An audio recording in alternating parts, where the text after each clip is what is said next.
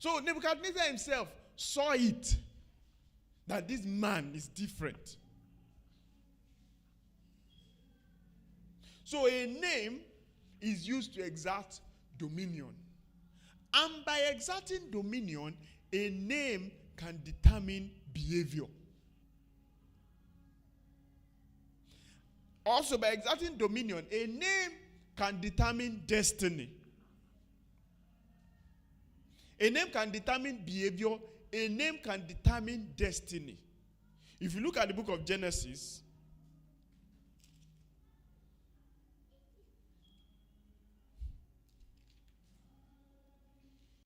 Genesis 16. Genesis 16 from verse 11. So this was a case where Sarai, she had not given birth to a child for Abram, and then she said that he should sleep with Hagar, the Egyptian maid. And then Hagar saw that she was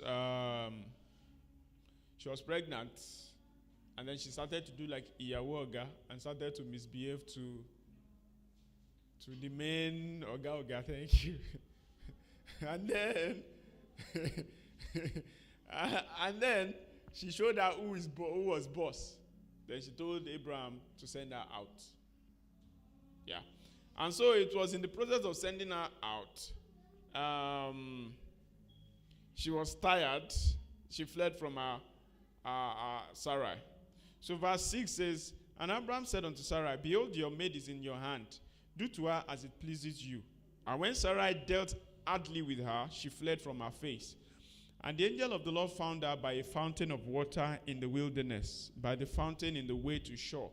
And he said, Hagar, Sarai's maid, whence camest thou? That is, from where have you come? And where are you going? I'm just paraphrasing. And she said, I flee from the face of my mistress, Sarai. And the angel of the Lord said unto her, return to your mistress and submit yourself under her hands.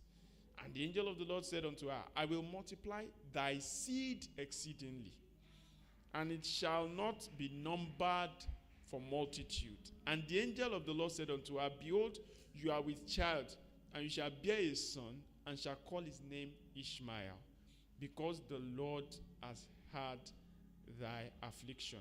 Please listen very importantly, verse 12. And he will be a wild man. His hand will be against every man, and every man's hand against him. And he shall dwell in the presence of all his brethren. Usually you would see that when God names a person in the scriptures, when God, maybe before they give birth to, usually the people that their names precede their birth. You know that there are people that is after they've given birth to them that they will think of the name and then give them the name. But the people whose names God announces before maybe they are even conceived or before they are born, usually God also gives their destinies and their characteristics as is mentioning the name. What of Samson? When the angel showed up to Manoah's wife and then said, you are going to give birth to a man, he's going to be a Nazarene. This and this is how he would live. He should not shave his hair. He would live as a Nazarene. No dead food should come to his mouth. He should not take strong drink. Through him, God will begin to deliver the children of Israel from the hold of the Philistines. You see, God called his name. God mentioned his behavior. God mentioned his destiny. When the Lord was talking of Jesus, he said, for he shall save his people from their sins. So usually when God calls a person's name, when God names a person, he also he's exercising dominion.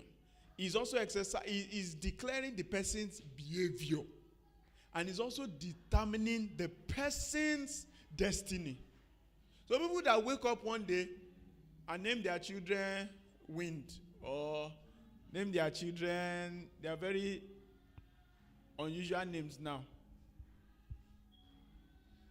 That parent, that person is exercising dominion over the child.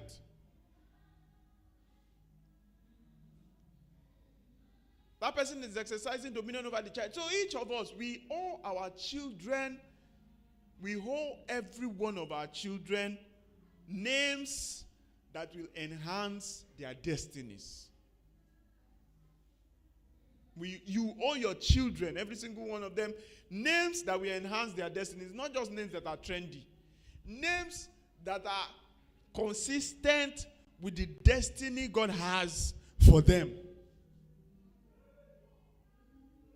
So if we are still looking at this story of Ishmael, if you now turn to chapter 17. Chapter 17 from verse 18. 18. And Abraham said unto God, okay. So God said, verse 15, and God said unto Abraham, so his name had changed there. You know also, when God wanted to establish his covenant with Abraham and Sarai, you know he had to change their names to Abraham and Sarah. You know when Naomi went to the land of Moab, I think, and lost her husband and her 2 sons, and she came back, she said nobody should call her Naomi pleasant again.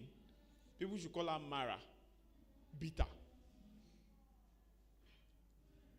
So you saw that she saw what had happened to her, and then she renamed herself based on what she had seen. She was saying that the name that she had been bearing since was not consistent with the experiences that she was seeing. So she said,